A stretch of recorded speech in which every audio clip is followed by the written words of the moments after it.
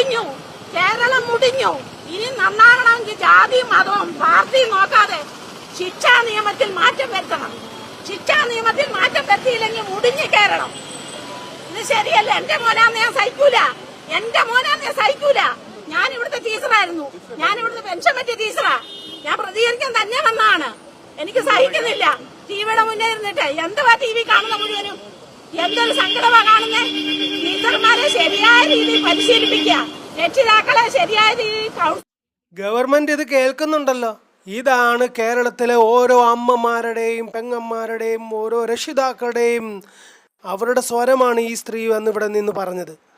ഇതൊക്കെ മനസ്സിലാക്കാൻ വയ്യെങ്കിൽ നിങ്ങളൊക്കെ എവിടുത്തെ ജനപക്ഷമാണ്? ഇതാണ് ജനപക്ഷം എന്ന് പറഞ്ഞാൽ ഇങ്ങനെയാണ്. തെറ്റ് ചെയ്യുന്നവന്റെ കൂടെ അല്ല നിൽക്കേണ്ടത്.